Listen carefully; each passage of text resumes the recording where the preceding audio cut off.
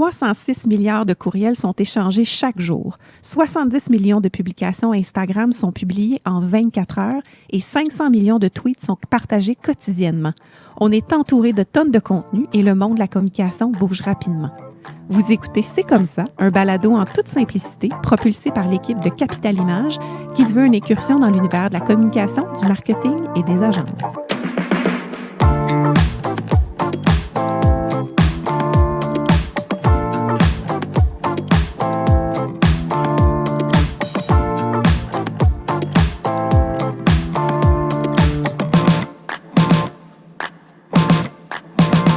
Bienvenue à notre 5e épisode du balado C'est comme ça. Je m'appelle Julie Deschambault. Je suis en compagnie de mes collègues, adorés collègues, Alexandre Lénès et Audrey Grondin. Adoré.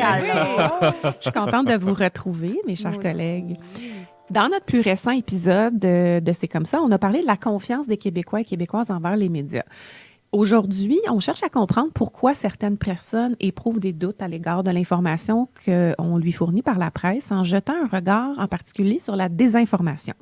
Un sujet assez omniprésent dans notre société, particulièrement depuis l'avènement des médias sociaux où ce phénomène-là s'est exacerbé. En premier segment, on va aborder le sujet sous notre œil de communicateur et de professionnel en relations publiques. Et en second segment, on vous présente une entrevue que Audrey a réalisée avec Michel Lemay, qui est un vétéran des communications qui observe le milieu de la presse et des médias depuis plus de 30 ans. Mais tout d'abord, je pense que ça serait important qu'on jette les bases et qu'on donne peut-être une définition de ce qu'est la désinformation, parce que, plusieurs mots circulent, dont fake news, mais la désinformation, ça englobe plus que juste les fake news. Une des définitions les plus répandues, c'est que la désinformation, c'est un ensemble de techniques de communication qui visent à tromper des personnes ou l'opinion publique pour protéger des intérêts ou influencer l'opinion publique. Donc, l'information fausse ou faussée est à la fois délibérément promue, accidentellement partagée.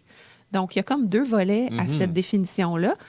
Donc, je pense que c'est important aussi et intéressant de faire la distinction entre la désinformation et la malinformation, qui est une information qui est plus détournée de son contexte. Donc, la désinformation, c'est vraiment une nouvelle inventée de toutes pièces, alors que la malinformation, c'est sur une base de fond de vérité qui est sorti de son contexte. On oublie des infos. Oui, mais si je peux me permettre aussi, c'est justement pendant qu'on se préparait pour ce balado aussi, tu sais, je suis allé visiter justement les décrypteurs, que vous connaissez peut-être, justement, là, qui est une section sur Radio-Canada. Oui. Puis j'invite vraiment tout le monde, en fait, chaque citoyen qui veut se responsabiliser puis en apprendre un peu plus, d'aller voir, parce qu'il y a une section sur les décrypteurs qui est justement une espèce de, je dirais, de petit cours, finalement, 101 interactif, pour apprendre justement la différence entre, justement, des informations, malinformations, mésinformations. En tout cas, donc, j'avais trouvé ça très, très, très intéressant. Oui, je l'ai fait d'ailleurs, Alexandre, avant notre balado, le test en question. Puis je me suis même fait attraper à quelques reprises entre des nouvelles, fausses nouvelles et certaines nouvelles qui étaient plus détournées de son contexte. Des fois, c'est très, très nuancé puis difficile de faire la part des choses.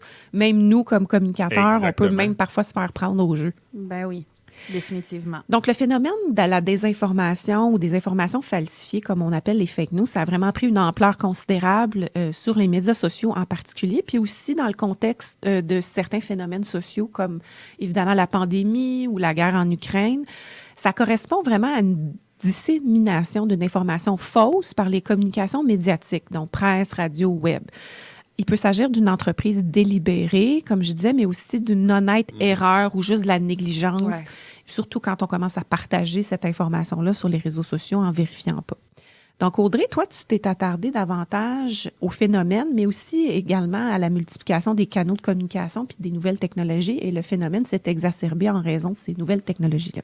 Oui, exactement. Ben, quand on a sélectionné le thème d'emblée, je me suis tout de suite demandé pourquoi est-ce que la désinformation était aussi omniprésente aujourd'hui. Ce qu'il faut comprendre, là, c'est que la désinformation, ben, elle existe depuis la nuit des temps. C'est pas une surprise pour personne. Mais elle joue vraiment un rôle de plus en plus important à la mesure du développement de l'information, puis aussi par la multiplication des canaux de communication actuellement. L'essor du phénomène s'explique par la multiplication en très peu de temps des médias sociaux, puis la puissance des moteurs de recherche comme Google. En intensifiant la circulation de l'information, ben, on favorise bien évidemment la diffusion de la désinformation. il n'y a aucun, comme je disais au préalable, il n'y a aucun de ces phénomènes-là qui est nouveau, mais ils ont vraiment pris de l'ampleur avec la généralisation de formes sophistiquées de technologies de l'information puis de communication. On pense notamment au partage de textes médiatiques, d'images, de vidéos, de liens en ligne, qui permet vraiment à l'information de se propager en quelques heures, vraiment à la vitesse de l'éclair. On a vu notamment certains exemples. Est-ce que vous en avez en tête, vous, de votre côté, là, des exemples de vidéos, par exemple, ou de textes qui se sont propagés sur les médias sociaux puis qui n'étaient pas vérifiés? Moi, je me souviens à un moment donné de... Puis c'est un peu ça, je pense, des fois, on va dire le modus operandi ou tout ça, c'est que souvent, tu n'as pas une source ou un lien vers la source, disons, originale de cette information-là. Puis c'était lorsque, justement, il y avait plusieurs réfugiés syriens qui arrivaient au pays.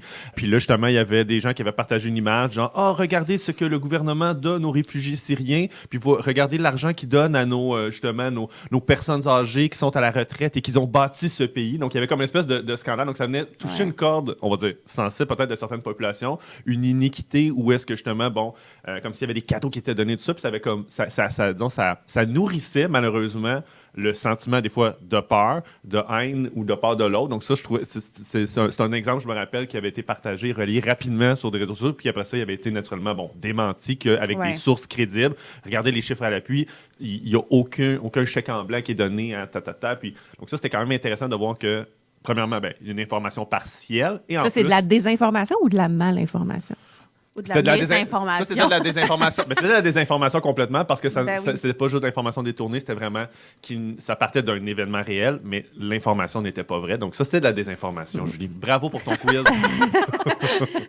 Il y a justement un article du Centre d'études en géopolitique et gouvernance qui raconte que c'est pas un hasard si Internet est vraiment devenu utilisé par les organisations non gouvernementales ou même voire violentes, afin de diffuser leur message.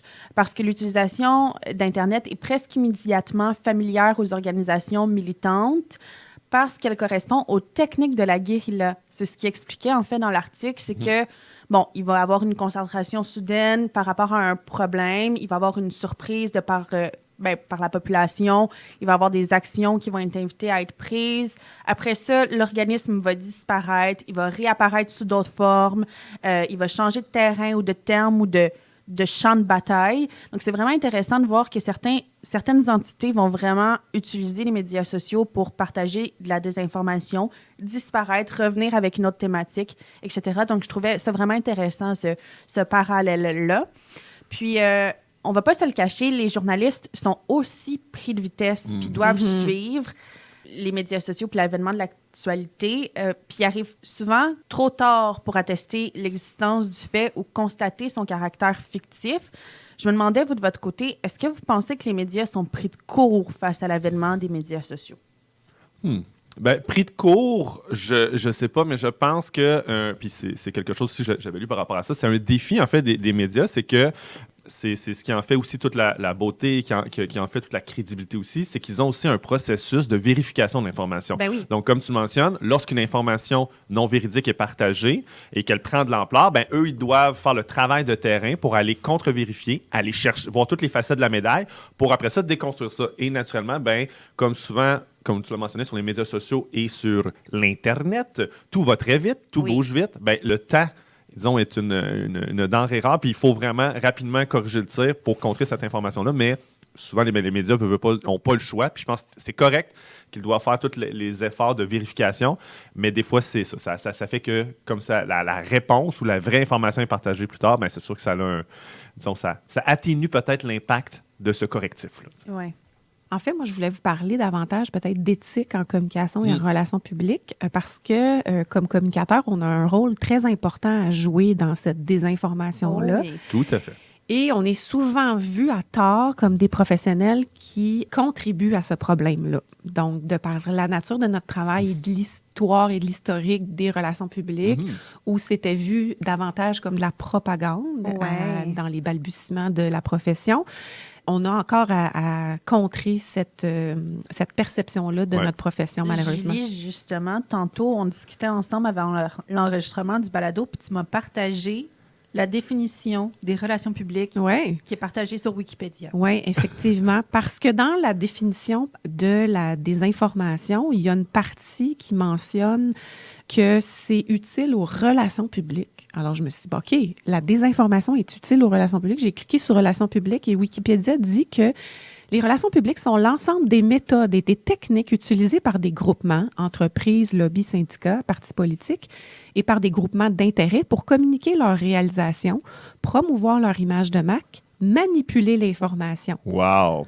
C'est choquant, là. Pour, Donc- par exemple, susciter de la sympathie à leur égard. Bon, je pense qu'on a du travail à faire sur Hey, Wikipédia, les c'est ce qui filles. circule encore sur les réseaux sociaux, c'est incroyable. Donc, on a encore un gros travail à faire comme professionnel en relations publiques pour faire valoir notre profession. Et si je me réfère à la définition même de la profession par la Société canadienne des relations Oui. publiques, qui régit vraiment notre profession, qui n'est pas un ordre, mais qui est bien une société, Mhm. les relations publiques sont la gestion stratégique par le truchement de la communication, donc l'élément de stratégie ici, des liens entre une organisation et ses différents publics afin de favoriser la compréhension mutuelle, de réaliser ses objectifs organisationnels et de servir l'intérêt du public. Donc là, je trouve Ouais. que l'élément de servir l'intérêt public est très intéressante.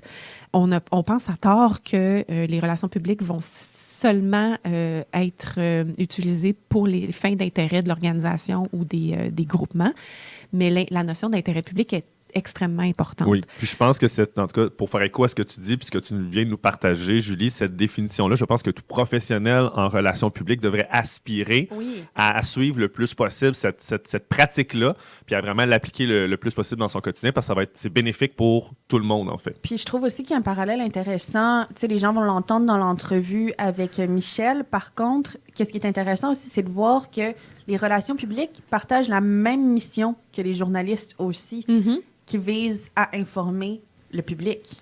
Oui, absolument. Puis notre code d'éthique dans la profession est très clair au sujet de la confiance et de l'honnêteté.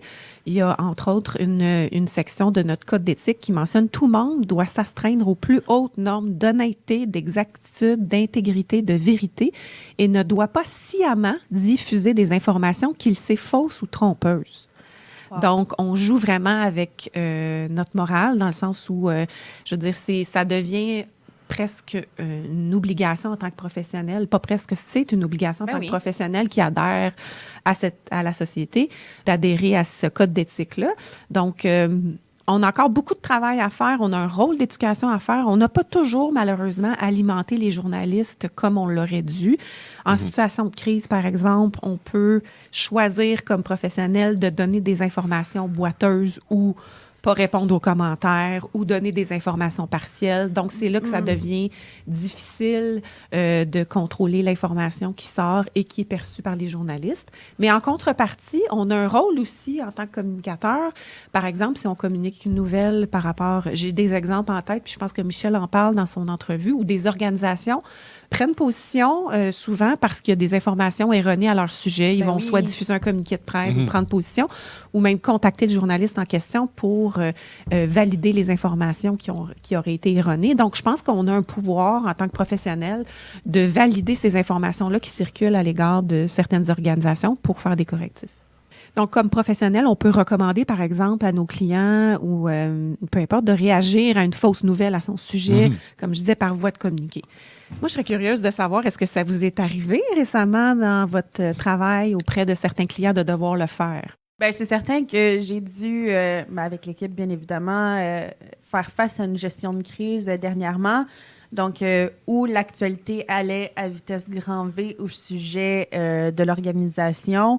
C'est certain qu'on a dû prendre position, discuter avec les journalistes. Puis aussi, on avait besoin d'avoir un certain contrôle sur l'information qui était diffusée. Mais aussi, on était limité par rapport à ce qu'on pouvait dire. Donc, par rapport à ce que tu as dit tout à l'heure, Julie, c'est sûr que on veut leur donner aux journalistes le plus d'informations possible. C'est notre mission. On veut s'assurer que la population peut savoir le plus grand nombre d'informations possible par rapport à une situation. Mais des fois, on est limité aussi par rapport à ce qu'on peut dire. Puis aussi, il y a un autre exemple que tu donnais tout à l'heure d'une autre organisation qui ne pouvait pas aussi mettre à blâme une certaine personne dans le contexte. On ne veut pas blâmer des gens non plus dans un certain contexte. Donc, c'est pourquoi il faut, en tant que communicateur, être d'autant plus agile dans ce genre de contexte. Absolument. Alex, de ton côté, tu voulais nous parler d'outils pour contrer la désinformation. Est-ce que, à part les décrypteurs, là, qu'est-ce que tu as à nous proposer? Oui, je sais. Les décrypteurs. C'est un très, très gros mandat que j'ai sur ce balado-là. Donc, je me retrousse les manches. Tout le monde, prenez vos petits calepins, puis on va régler ensemble le problème de la désinformation en à peu près 3 minutes. Non, mais plus sérieusement, en fait, je pense que, comme on l'a dit, la désinformation, c'est un problème qu'on a de société, puis qui existait avant, mais qui, naturellement, c'est un phénomène qui a été exacerbé par l'accessibilité aux réseaux sociaux, puis finalement, on va dire aux médias citoyens. Donc, il y a à plusieurs niveaux, à plusieurs paliers, chacun on a une responsabilité pour contrer la désinformation. Quand on regarde au niveau des gouvernements, premièrement, les gouvernements doivent, je dirais, respecter le travail des journalistes et donc du quatrième pouvoir, en fait, l'encourager et s'assurer que la presse a la liberté d'agir et justement des fois de parler contre le gouvernement ou de sortir l'information factuelle. Parce qu'il ne faut pas discréditer ce pouvoir-là, parce que malheureusement, ça a un effet pervers de peut-être renforcer le sentiment chez certaines tranches de la population que les médias font partie d'un complot global et tout ça. Donc, c'est important que les gouvernements jouent la game de des fois on a tort et la presse va nous le dire. Il y a également, justement, la presse elle-même, l'industrie de l'information, a un rôle, justement, de crédibilité, donc de s'assurer, en fait, puis c'est un peu un défi qu'ils ont en ce moment, comme vous avez mentionné, avec l'avènement des médias sociaux, des clics, du trafic web et tout ça, des fois d'être de plus en plus, un peu, en tout cas, tourner les coins ronds, d'être des fois sensationnaliste, aller chercher, justement, que les clics et le trafic vers le site web. Donc, il y a une importance au niveau des médias de travailler à toujours avoir une confiance du public et de s'assurer justement comme je disais, de ne pas tourner les coins ronds puis de toujours travailler de manière éthique dans tout ce qu'ils font. Puis si jamais, parce que l'erreur est humaine et ça va arriver, j'en parle, je veux dire, les journalistes ne sont pas étrangers à ça, de rectifier le tir rapidement pour toujours travailler à rebâtir cette confiance avec la population. Sachant aussi que les médias doivent vivre puis qu'ils ont besoin d'avoir de l'argent, ils ont besoin d'avoir ces clics-là, c'est quoi la solution? Oui, mais là, c'est parce qu'il y a l'aspect sensationnalisme qui crée du clic puis tout ça, parce que tu restes quand même dans la nouvelle, mais sensationnelle, puis la désinformation qui est de l'information erronée. Là. Si on parle d'éthique journalistique. Mais souvent, monsieur, madame, tout le monde va juste lire le titre ou le lead. Fait qu'il n'aura pas non plus... C'est un devoir de citoyen de tout lire, là. On va pas se le cacher, mais quand même... Des fois, les titres provocateurs amènent une certaine forme de désinformation parce que ça donne pas des informations factuelles ou que ça donne juste une bribe de l'information. Comme tu dis, je pense que c'est la responsabilité de tous, comme tu disais aussi, Alex. Puis il y a aussi une part de responsabilité des plateformes Facebook, Google, etc., de travailler à ce que ça se propage moins rapidement et que, il y a des outils qui sont déjà mis en place que si tu viens pour partager l'article en question, ils te demandent si tu as lu l'article avant de le partager. Donc, je pense qu'ils font un travail en ce sens-là. Et je pense, c'est une très bonne question que tu as soulevée, justement, Audrey. Puis je pense que les organismes de presse doivent survivre. Puis en fait, il y a peut-être plusieurs mécanismes qui peuvent être mis et de l'encouragement, peut-être, justement, des incitatifs financiers ou de l'investissement ou des subventions par les gouvernements dans un fonds indépendant qui s'assure que, justement, la presse survive et que ce pouvoir-là continue d'exister indépendamment. Donc, en tout cas, il y a peut-être des solutions de ce côté-là pour enlever la pression de survie financière. Il y a peut-être des pistes. OK. Puis, une des choses, justement, tu l'as soulevé, Julie, les entreprises technologiques, les réseaux sociaux de ce monde, les Facebook, les Meta, doivent mettre en place aussi des moyens de réduire les incitations, justement, soit financières ou les incitations, justement, d'avoir beaucoup de portée pour que la désinformation, justement, un peu tuer la désinformation à la source. Donc, disons, les diffuseurs de cette malinformation-là ou de cette désinformation-là, il n'y a plus vraiment de porte-voix pour étendre leur parole.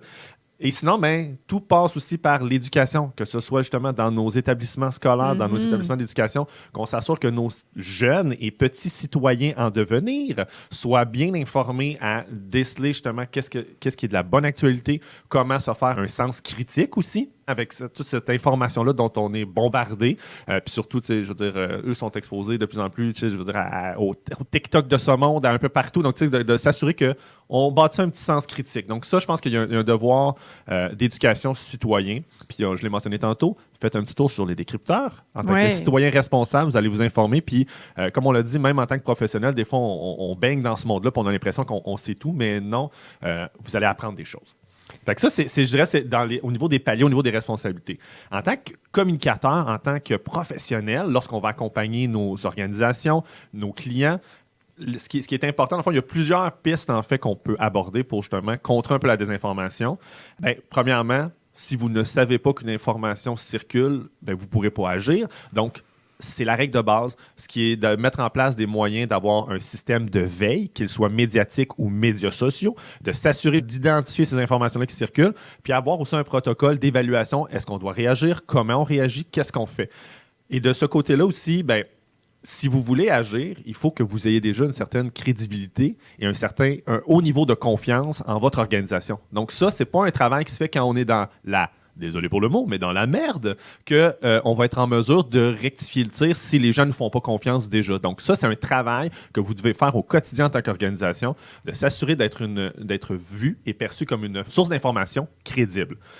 Ce qui nous amène justement à aussi s'assurer que vous ayez une stratégie aussi de contenu en continu. Donc, c'est-à-dire que votre site web, par exemple, devienne justement une source où vous diffusez de l'information qui est transparente, qui est crédible, qui est vérifiée, et que si, malheureusement, il arrive un moment où il y a de la désinformation qui circule à votre sujet, mais vous allez pouvoir agir, vous allez pouvoir aussi rediriger les gens vers un endroit où vous avez déjà de l'information, et en fait, vous allez probablement déjà avoir, parce que vous avez une stratégie de contenu, disons, soutenue, vous allez déjà ressortir dans les moteurs de recherche plus rapidement. Donc, avoir une bonne stratégie SEO, SEM, ça vous permet justement, lorsque vous êtes dans cette tempête-là, que si les gens Google votre nom, ils vont généralement tomber sur ces pages-là aussi. Oui, Audrey, je vois tes lèvres qui bougent. Veux-tu passer un commentaire? Non, mais ce que j'allais dire, c'est que tout est dans tout. Oui, en effet. Donc, c'est ça. C'est un travail de longue haleine. C'est pas seulement lorsque le moment arrive. Mais en effet, lorsque la crise surgit, c'est sûr que ce qui va être important, c'est que vous soyez préparé. Donc, si vous êtes une entreprise, si vous êtes un organisme et vous n'avez pas de plan, on va dire, de gestion de crise parce qu'on ne peut pas nécessairement prévoir peut-être quelle mauvaise information serait partagée à notre sujet, mais ayez déjà des protocoles en place. Soyez prêts et prêtes à agir. Ça va vous permettre d'avoir un temps de réaction plus court. Et parce que comme on l'a dit un peu plus tôt, le temps de réaction est critique dans ces moments-là. Donc ça, c'est vraiment une chose qui est hyper importante. Et il y a des communicateurs qui conseillent des fois, puis ça aussi, c'est peut-être un peu difficile parce que de ne pas réagir des fois. Puis ça, j'ai un peu un débat interne des fois à me dire, bon, quand il y a une mauvaise information, je pense qu'il faut corriger le tir en général, mais il y a un phénomène qui s'appelle l'effet Streisand, le Streisand Effect. Est-ce que vous savez qu'est-ce que c'est? Non. Donc, en fait, grosso modo, rapidement, Barbara Streisand, il y avait des photos de son manoir ou de sa maison hyper grosse qui était sur la côte justement en Californie et qui avait été utilisée un peu comme un exemple de comment est-ce qu'il y avait des constructions ou du développement urbain qui faisaient du tort à la côte et qui, dans le fond, défaisaient la protection de l'environnement. Et personne ne savait que c'était la même maison de Barbara Streisand ou c'était une information qui n'était pas nécessairement connue. Mais Barbara est partie en garde pour dire « Je veux que cette photo-là ne soit plus utilisée parce que c'est ma maison ». Mais là, à ce moment-là, en attirant l'attention sur quelque chose dont personne ne parlait, tout le monde en a parlé. Regarder sa maison. C'est ça. C'est intéressant. Donc, il y a des gens qui disent justement, le Streisand Effect, c'est quelque chose de bien réel. Donc, des fois, en tant qu'organisation, il faut évaluer le risque potentiel d'une information. D'avoir l'attention tournée vers soi. Exactement. Puis des fois, finalement, regarde, partageons dans le fond de l'information qui est véridique, qui est transparente, tout ça, mais attirons l'attention ailleurs, n'attirons pas l'attention sur quelque chose peut-être qui finalement est très petit. Très intéressant. Ouais. Donc c'est ça. Donc ça, c'est certaines pistes, comment aborder le tout. Et rapidement, une chose sur laquelle j'aimerais conclure, en fait, c'est que le défi qu'on a, c'est qu'on traite avec des humains. Hein? Et l'humain veut pas, au niveau, on va dire, psychologique, on a certains biais qui vont faire que même si on est mis devant des faits, devant de l'information factuelle, on ne va pas nécessairement changer notre comportement ou on va quand même croire l'information qui est fausse versus l'information factuelle. Donc, que ce soit le biais cognitif qui fait que justement, des fois, les choses qu'on croit ou les choses qu'on a déjà un peu comme actualisées puis qui sont, disons, centrées, qui font partie de notre identité, lorsqu'on a une information factuelle qui vient un peu comme quasiment, disons, à l'encontre de ce qu'on considère être notre identité propre, ça a l'effet contraire. Des fois, ça va renforcer finalement ce qu'on croit déjà, qui malheureusement est faux. Puis l'information factuelle, on va l'oublier. Donc ça, c'est important de garder aussi en tête qu'en tant qu'humain, lorsque vous allez vouloir partager cette information-là en tant qu'entreprise, mais vous allez vous adresser à des humains. Puis pour faire changer les comportements ou les perceptions, il faut avoir aussi tout le côté aussi empathique et sympathique. Donc, d'avoir une bonne intelligence émotionnelle et pas simplement une intelligence des faits puis de dire c'est la seule vérité. Oubliez pas que vous vous adressez à des humains. Moi, ce que je retiens, c'est que c'est le défi de toute une société en ce moment, c'est de restaurer la confiance entre la population, les entreprises, puis l'ensemble de nos institutions publiques, privées, incluant les organes de presse. C'est vraiment le défi, je pense, actuel. Puis nous, comme communicateurs, on se doit d'être d'autant plus rigoureux dans notre profession. Plus que jamais, on est des professionnels en relations publiques qui doivent contribuer à ce mouvement-là de confiance envers les organes institutionnels, etc. Et de ne pas craindre d'affirmer nos valeurs pour nos organisations, je pense, de toute nature pour la société.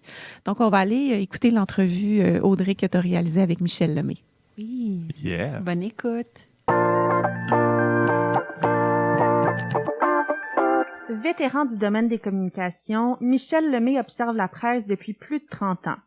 Crise et conflits de travail, on le connaît pour ses interventions dans une foule de situations qui ont attiré l'attention des médias. Auteur de Vortex, ouvrage qui a remporté le prix Victor Barbeau de l'Académie des lettres du Québec, M. Lemay revient en force avec Intox, qui permet aux Québécois et Québécoises de faire une lecture un peu plus critique de l'actualité. Un livre parsemé d'exemples concrets qui nous permettent de mieux comprendre l'envers de la médaille. Allô Michel, comment vas-tu? Bonjour, ça va très bien, merci beaucoup. Toi aussi? Ça va bien, bon. Merci d'être là avec nous aujourd'hui. Je vais commencer avec ma première question. Alors que la confiance envers les médias prévaut actuellement, la confiance envers d'autres corps de métier est encore plus importante. Selon le récent indice CanTrust réalisé par notre agence Starproof Strategies, le niveau de confiance des Québécois à l'égard des médias traditionnels est de 45%. Dans ton livre, super intéressant soit dit en passant, on découvre que le G-Marketing, de son côté, affirme que la confiance envers les coiffeurs, par exemple, est de 83%. Comment est-ce que tu expliques ce phénomène-là? Oui. En fait, le niveau de confiance dans les médias traditionnels ou le niveau de confiance, disons, que les gens éprouvent envers les journalistes connaît des ratés, on va dire, depuis très longtemps, en réalité. C'est pas un phénomène récent.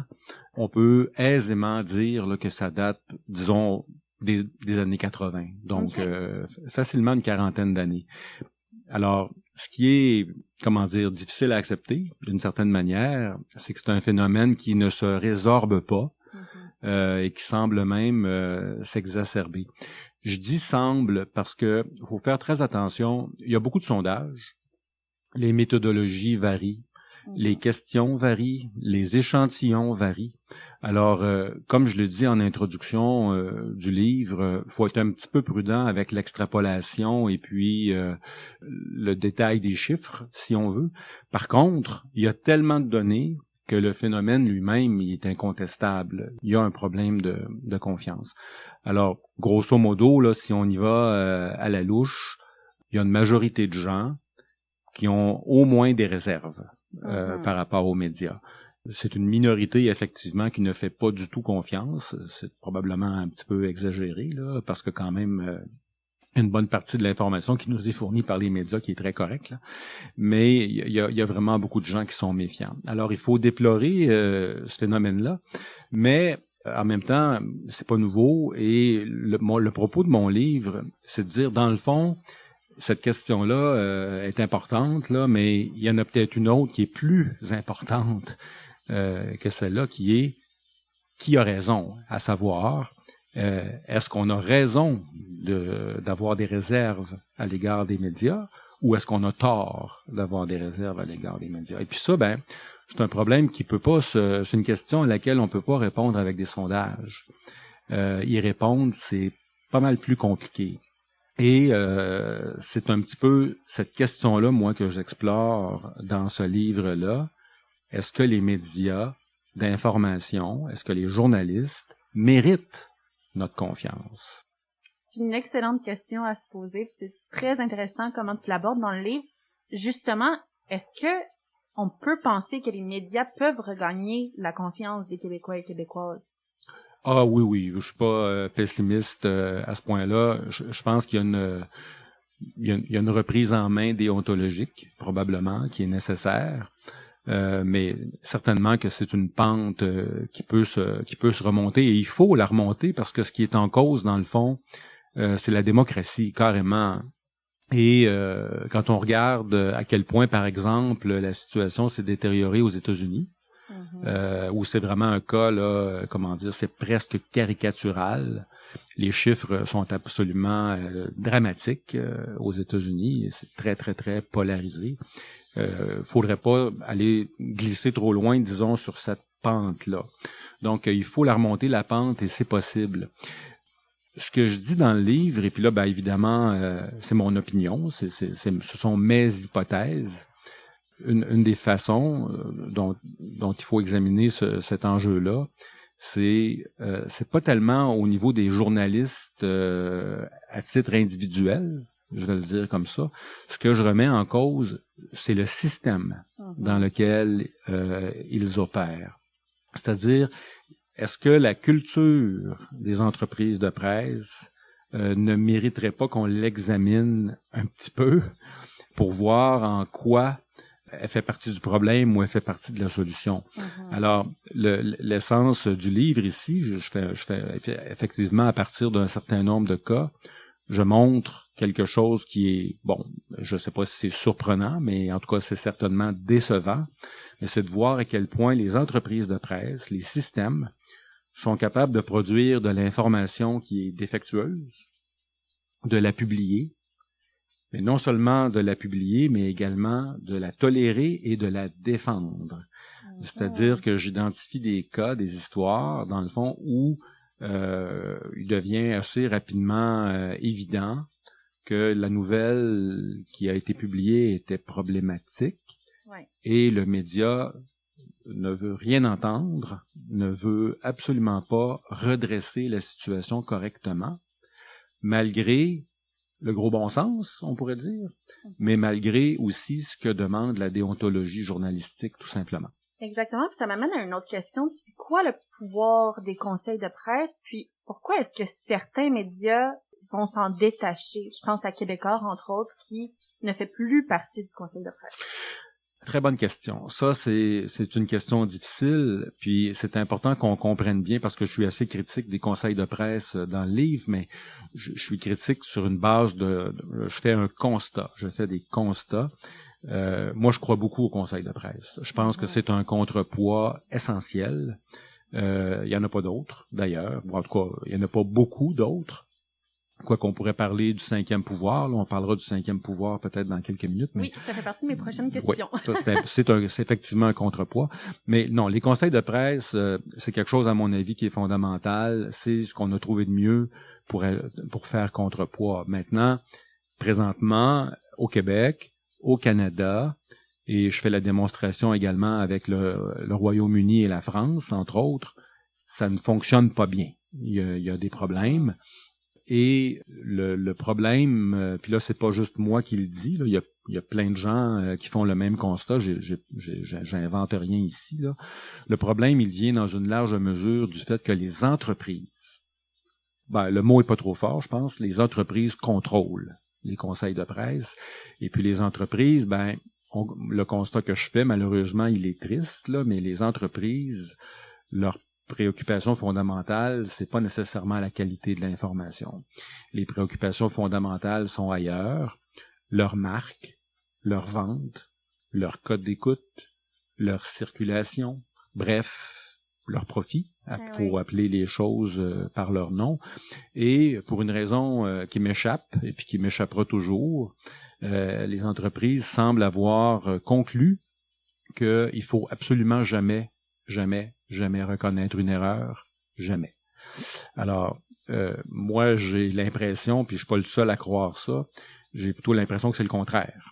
Que si les entreprises, les systèmes de l'information portaient davantage attention à redresser l'information fautive, moi, je pense qu'on se mettrait à commencer à rétablir les ponts avec le public. Alors, dans le cas des conseils de presse, puis le phénomène, entre autres, a été documenté beaucoup là, au Royaume-Uni avec les scandales des dernières années. Le juge Leveson, là, pour pas le nommer, qui a enquêté sur tout ça, il a fait lui-même le constat qu'au Royaume-Uni, d'ailleurs, puis c'était un conseil de presse au Royaume-Uni qui existait depuis très longtemps, là, c'était vraiment une institution reconnue. Il est arrivé à la conclusion que le conseil de presse faisait partie du problème, carrément. Et donc, il a suggéré des réformes. Et si on avait à résumer son idée en quelques mots, il a surtout recommandé de sortir les médias de la gestion des conseils de presse pour plutôt que ce soit effectivement les journalistes. Alors, faut vraiment faire la distinction entre la profession journalistique et les médias. C'est vraiment deux choses différentes. Donc, le principe du conseil de presse, de l'autorégulation, c'est le principe du jugement par les pairs. Alors que ce soit des journalistes chevronnés, compétents, indépendants, qui examinent le matériel sans avoir leur patron qui leur souffle dans le cou juste à côté. Justement, ça m'amène à une autre question. Est-ce que, c'est peut-être une question un petit peu large, mais est-ce qu'il y a des bons ou des mauvais journalistes? Est-ce qu'il y a des bons ou des mauvais médias?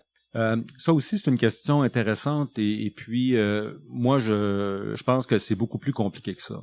Je pense pas qu'on puisse dire qu'il y a de bons et de mauvais journalistes ou de bons et de mauvais médias. Ce serait vraiment simpliste, à mon avis, de poser les choses de cette façon-là et je vais vraiment pas dans cette direction-là. Je pense qu'il arrive des accidents dans tous les médias. Puis d'ailleurs, moi, je suis un grand lecteur du New York Times, qui est probablement qui est pas probablement, c'est certainement le média qui a la meilleure réputation. Je le lis depuis des années. Il y en a eu des problèmes au New York Times, et puis il y en a encore, et puis il va en avoir encore.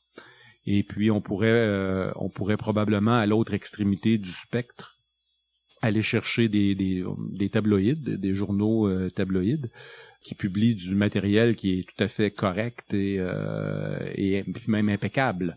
Alors, je pense pas qu'on puisse trancher comme ça, que ce soit au niveau des médias ou des journalistes. Ça me semble trop caricatural. OK. Est-ce qu'on donne le droit aux journalistes et aux médias à l'erreur? Oui, ben en fait, poser comme ça la question est très intéressante, parce que le droit à l'erreur, d'une certaine manière, on pourrait dire qu'il a toujours existé, mais il existe encore plus, si on peut dire ça comme ça, depuis que les tribunaux, dans le fond, ont examiné cette question-là. Alors, il y a un concept qui n'est pas né au Canada, d'ailleurs, qui nous est venu plutôt du Royaume-Uni, mais il y a un concept qui a cours depuis maintenant presque 20 ans, qu'on appelle le journalisme responsable. C'est un peu complexe, mais dans le fond, pas tant que ça. À la base, je le résumerai de la façon suivante. C'est tout à fait normal de se tromper, tout le monde se trompe. Et les journalistes ont le droit à l'erreur comme tout le monde. Mais ce que ça sous-entend, une erreur, c'est que c'est une erreur de bonne foi. C'est-à-dire que le journaliste, oui, s'est peut-être trompé, mais, entre guillemets, c'est pas de sa faute, d'une certaine manière, au sens où il a vraiment pris toutes les précautions normales, habituelles, raisonnables. Il a, appliqué une méthode de travail qui est la méthode de travail reconnue par cette profession-là, parce que c'est une profession, le journalisme, et que, pour quelque raison que ce soit, il peut y avoir des erreurs, parfois d'importance, parfois mineures, dans son travail. On va reconnaître à ce moment-là que ça arrive. Tout ce qu'on lui demande à ce moment-là, c'est de corriger. Alors les juges ont résumé ça de la façon suivante, hein. Les journalistes ont une obligation de moyens et non pas une obligation de résultat. Alors le résultat peut être imparfait, mais il faut que ça s'explique par une bonne foi évidente dans le processus. Alors c'est pour ça que c'est très important quand on discute entre autres d'équité, puis ça je m'étends un peu sur cette question-là dans le livre. On peut pas improviser en disant en écoutant un reportage ou en lisant un article et puis conclure de but en blanc qui est bon ou pas bon ou correct ou pas correct, parce que dans le fond, pour vraiment apprécier, juger cette question-là, faut connaître le dossier, faut connaître l'histoire et faut avoir un minimum de prise sur le processus qui a été suivi pour élaborer le reportage en question. Ça, c'est possible de faire ça, mais ça prend un peu de temps, ça prend un peu d'énergie, et c'est ce à quoi je m'attache dans ce livre-là.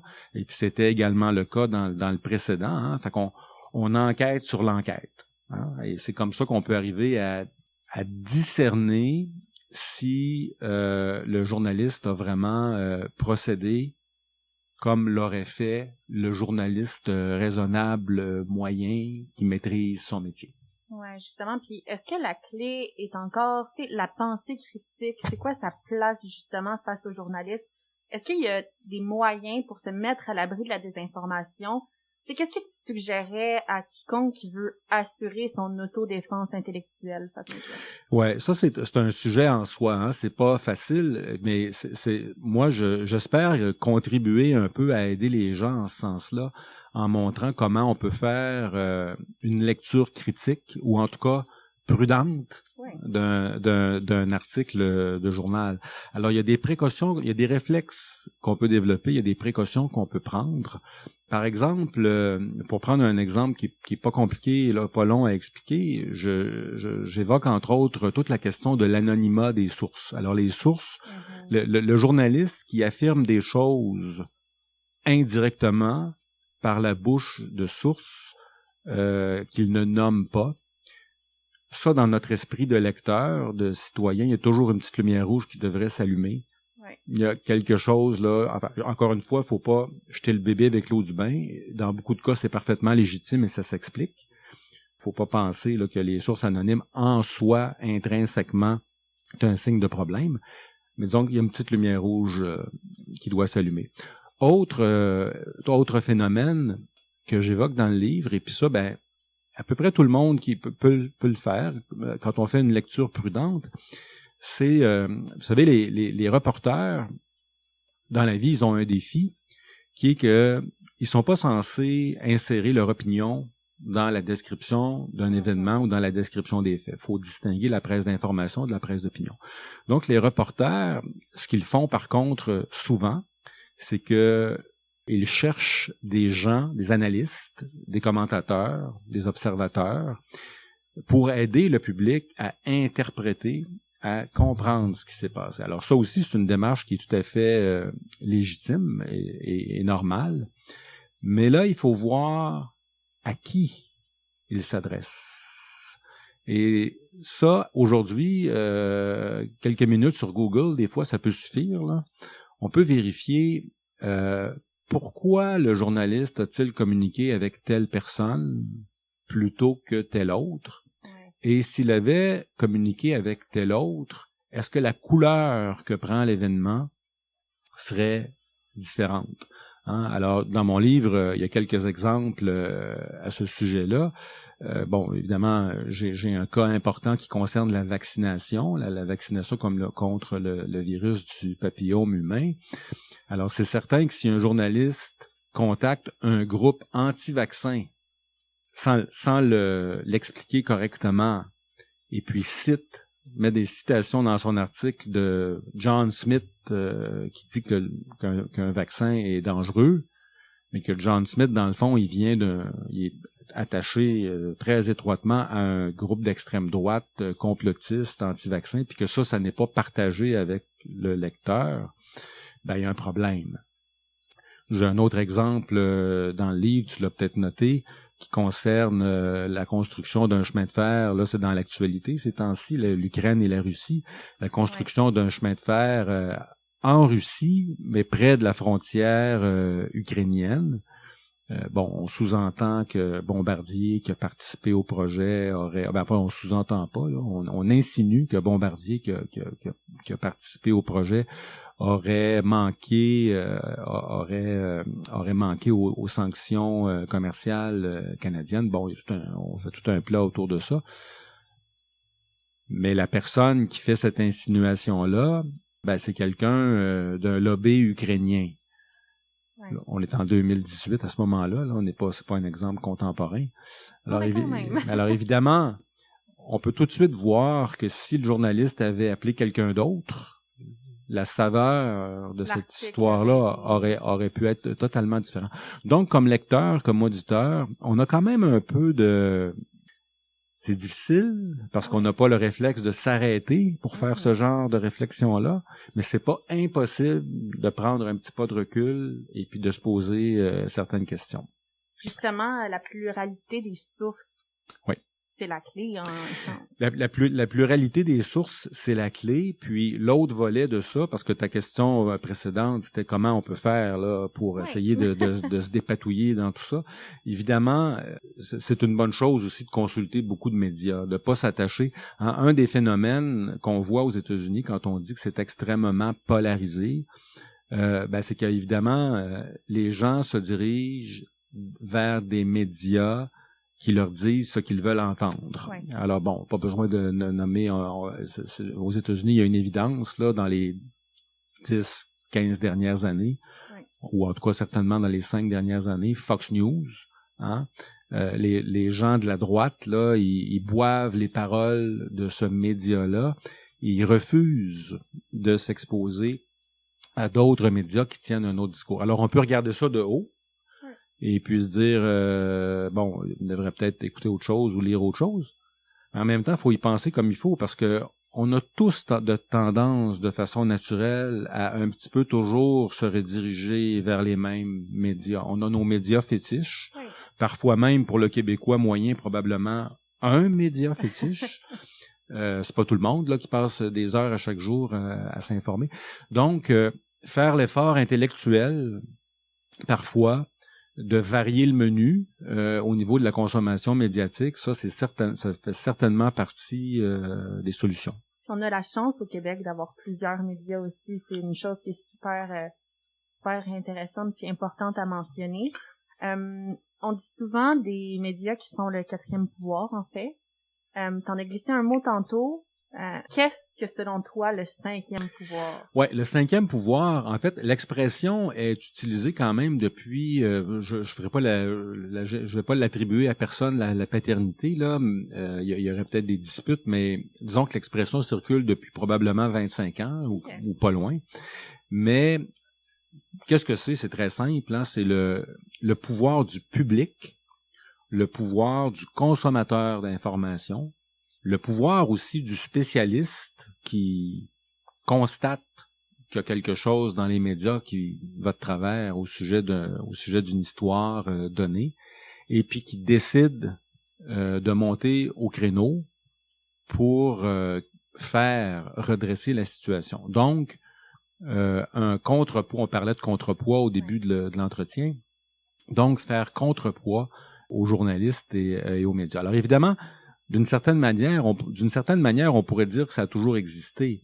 L'enjeu, c'est qu'avant Internet, là, Internet, c'est là depuis un bout de temps, là, je vais accuser mon âge, mais avant Internet, on pouvait bien s'agiter, envoyer une lettre, appeler le média, se désabonner, que sais-je, pour protester, mais personne ne le savait.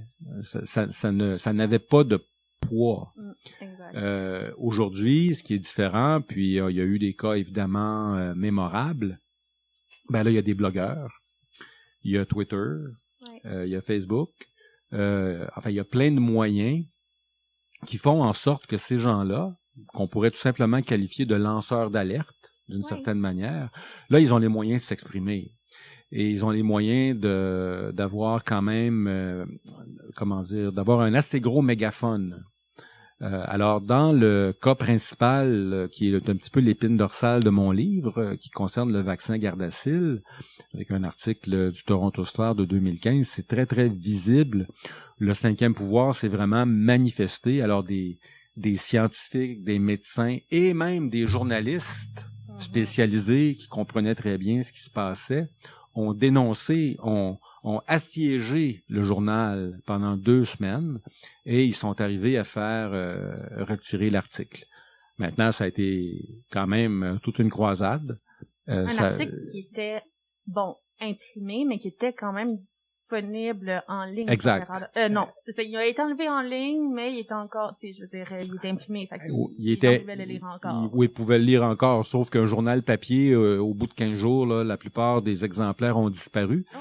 Mais disons que l'article a été retiré des archives et en ligne, on ne le trouve plus. En fait, on peut encore le trouver là par des détours sur le web. Mais le journal lui-même a retiré l'article en question. Et c'est le cinquième pouvoir qui est arrivé à cet accomplissement-là. Cela dit, tu as lu le livre, Audrey, alors tu auras constaté, je le dis aussi, ça a été difficile, là. Ça a pris beaucoup de temps, beaucoup d'interventions, beaucoup de monde, et l'article a été retiré sans que le média ne reconnaisse qu'il était erroné. Il a juste été retiré. Hein? On quitte les lieux, là, c'est la sortie côté jardin sur la pointe des pieds, mais on ne fait pas amende honorable. On ne redresse pas la situation correctement, et c'est pas le seul exemple dans le livre, il y en a d'autres. Et ça, c'est fondamental, c'est vraiment un de mes chevaux de bataille dans ce livre-là, c'est extrêmement dérangeant. Je suis capable d'accepter qu'il y a eu un accident et qu'on a publié un article qui est vraiment problématique. Ça peut arriver, ça peut s'expliquer. J'ai beaucoup plus de mal à m'expliquer qu'une fois que la démonstration en est faite, on ne le reconnaisse pas et on ne prenne pas les mesures nécessaires pour corriger la situation. Ça me fait peur. Justement, selon toi, qu'est-ce qui freine les médias à ne pas reconnaître ces erreurs-là? Ça, c'est peut-être un autre balado que vous pourriez faire avec un dirigeant d'entreprise de presse. La réponse honnête, c'est je le sais pas. Je pense que c'est c'est ce que j'évoque dans le livre, parce que moi, ça fait maintenant plus que 35 ans là, que je fais des relations publiques. Alors évidemment, c'est un phénomène que j'ai vu s'imposer au fil du temps. Là, ça vient pas d'apparaître, c'est pas soudain, puis je viens pas juste de m'en rendre compte. Alors c'est très profond, je pense, dans la culture médiatique. Alors, il y en a beaucoup qui appelleraient ça tout simplement le corporatisme. Là. Il y a une tendance très corporatiste, à savoir que c'est comme si on présumait que admettre une erreur, corriger une erreur, c'est néfaste et on peut pas faire ça. C'est pas bon pour la réputation de l'organisation, c'est pas bon pour la réputation de la profession. Et puis ce travers-là, j'ai l'impression maintenant fait partie de l'ADN là, de l'industrie. Et j'espère que des livres comme mes 2 livres, et en particulier celui-là, là, parce que je vais un petit peu plus loin sur cette question-là, vont peut-être, en toute humilité, là, peut-être que j'apporterai ma petite pierre à l'édifice, parce qu'il faut qu'il y ait une réflexion qui se fasse à ce sujet-là. Puis, tu sais, je vais pas faire une réponse trop longue, mais une des choses que je trouve intéressante, puis j'en discutais il y a quelques jours justement avec quelqu'un qui venait de lire le livre, une des choses qui sont intéressantes, c'est que quand on rencontre les journalistes un à un, en bilatéral, face à face, là, les yeux dans les yeux, comme toi puis moi présentement, là, puis qu'on a des discussions sur ces sujets-là, mon expérience, en tout cas, là, puis je dis pas que j'ai parlé à tout le monde, là, mais mon expérience au fil des années, c'est que les journalistes sont très lucides, en fait, sur cette question-là. Ils sont pas en déni quand on leur parle individuellement. C'est vrai. Quand ils sont en groupe, puis là, en association, en assemblée syndicale ou que sais-je, là, c'est très différent. Là, il y a vraiment un esprit un très fort esprit de corps qui s'installe et la capacité, pour citer Jean-François Revel, la capacité de venir à récipiscence est beaucoup plus faible. J'adore. Puis, justement, tu l'as mentionné, tu as un parcours en relations publiques. Dans ton livre, on apprend que 66 à 76% des nouvelles publiées sont écrites avec du contenu qui est fourni par des services de relations de presse. Selon toi, c'est quoi le rôle des communications face à la désinformation? Ouais, en fait, nous, les gens de relations publiques, évidemment, on a aussi notre code de déontologie, puis on a aussi notre éthique. Et il y a des choses effectivement des choses qu'on peut faire. Hein. D'abord, on peut aider nos clients en s'assurant que lorsque l'on publie des informations nous-mêmes, justement, on respecte justement cette dynamique-là, parce que les journalistes pourraient nous accuser parfois, puis ils le font à l'occasion, de faire partie du problème. Parce que des fois, on tourne un petit peu les coins ronds. Et puis, ça peut arriver. Faut pas le nier. Il y a des soucis à l'occasion aussi du côté des relations publiques. Alors, on a peut-être un travail, nous, qu'on peut faire de ce côté-là. Faut le reconnaître. L'autre chose, puis là aussi, il y a peut-être un peu d'éducation à faire au niveau de nos clients et de nos patrons, c'est que moi, je pense que, puis je dis je pense parce que c'est une opinion, là, on a beaucoup toléré nous-mêmes l'information boiteuse qui est publiée dans les médias. Et puis des fois, l'information dans les médias, elle peut être un petit peu boiteuse, mais c'est pas nécessairement de la faute du journaliste. On l'a peut-être pas suffisamment aidé à bien comprendre ce qui se passe. Mm-hmm. On l'a pas toujours alimenté autant qu'on aurait pu. Des fois, d'ailleurs, dans les situations de crise ou de choses délicates, puis t'as sûrement déjà vécu ça ici, des fois, nos clients ou nos patrons nous disent on parle pas, hein, on parlera pas, on fera pas de commentaires. C'est pas souvent la bonne réponse. Et c'est très rarement la bonne chose à faire. Alors les gens disent pas de commentaires, ou donnent des explications extrêmement nébuleuses.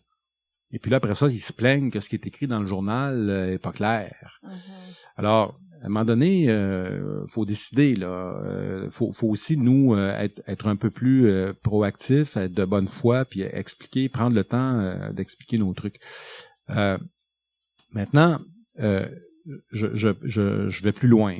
Moi, j'ai une philosophie que quand il y a quelque chose qui cloche vraiment dans l'information, j'ai la possibilité de redresser. Je peux faire ma part. Alors, je peux partir ma petite machine 5e pouvoir, là, en m'exprimant publiquement, par exemple, sur mon site web, oui, ou voir, même à la limite par communiqué de presse. Alors, je donne un petit exemple dans le livre. C'est un petit exemple de rien du tout, mais j'ai trouvé ça intéressant parce que ça concerne Hydro-Québec.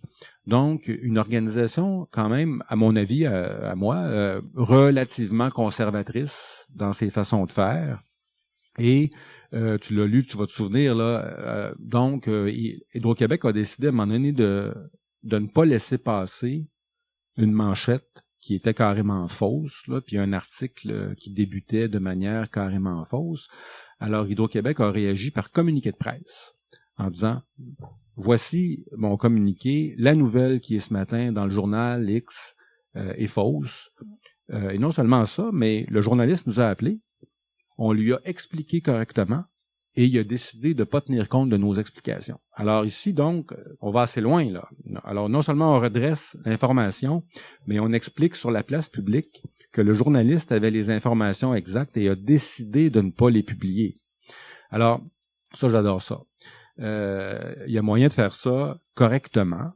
Moi, je l'ai fait beaucoup, là, depuis 10-12 ans. C'est ma façon d'aborder les médias. Bon, évidemment, faut choisir ses batailles, là. Faut pas corriger des broutilles, là, parce qu'on finira plus.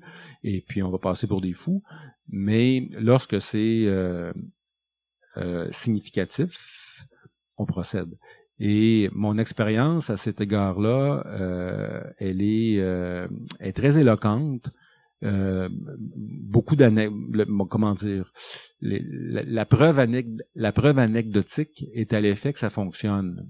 C'est-à-dire qu'il ne s'agit pas de partir une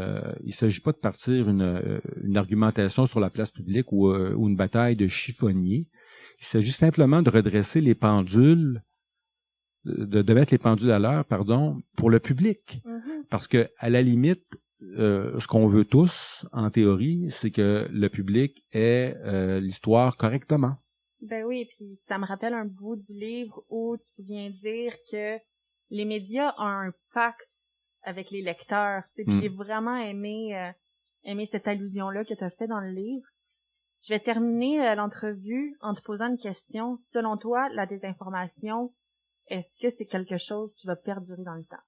Ben, évidemment, par les temps qui courent, quand on parle de désinformation, là, c'est pas tellement aux médias traditionnels et aux journalistes qu'on pense, là, avec raison. C'est plutôt à tout ce qui se passe sur les réseaux sociaux et sur le web de manière plus générale, au sens où, là, il y a vraiment, c'est le Far West, là, puis c'est peu dire que c'est le Far West. C'est extrêmement inquiétant. Et puis, comme on sait, la pente technologique est telle que ça fait peur un peu là quand on pense au fameux le fameux deepfake, hein, qui permet à toutes fins utiles maintenant là d'avoir carrément des images là de quelqu'un qui dit et là là vraiment ça fait peur, Alors moi j'ai pas la solution à tout ça là, je l'ai pas du tout. Par contre, là où je fais un appel du pied à mes amis journalistes, c'est que moi, ce que je voudrais voir, c'est que les médias sérieux fassent partie de la solution et non du problème. Et faire partie de la solution, ça veut dire, à mon avis, là, faire évoluer la culture des organisations. Et je reviens un peu à un point que je faisais au début. Je termine un peu le livre comme ça. Hein. Les 2 dernières lignes de mon livre, là, c'est les sociétés démocratiques ont les électeurs que les médias leur fabriquent. Il serait temps que les journalistes s'en mêlent. J'adore. Merci Michel pour ton temps, c'est super Bienvenue. apprécié. Ça fait plaisir. Puis ton livre ô combien intéressant, on peut le retrouver où? Ben, j'espère à peu près partout. Il est distribué vraiment en librairie depuis le début avril. Là. Alors en théorie, il devrait pas être difficile à trouver. Génial. Ben merci beaucoup pour ton temps. Bienvenue. À la lumière de cette entrevue fort intéressante avec Michel, je pense que, effectivement, la désinformation est un phénomène qui va persister dans le temps et qu'on se doit, comme professionnel en communication ou simple citoyen de notre société, de rester vigilant puis de contrer à ce phénomène-là par tous les outils qui nous sont offerts. Donc, merci à vous deux d'avoir participé à cette conversation-là. J'invite tous les auditeurs à poursuivre la discussion sur nos réseaux sociaux, Capital Image, Facebook, Instagram, et à suivre notre podcast C'est comme ça sur les différentes plateformes d'écoute. À bientôt! Ouais, merci tout le monde!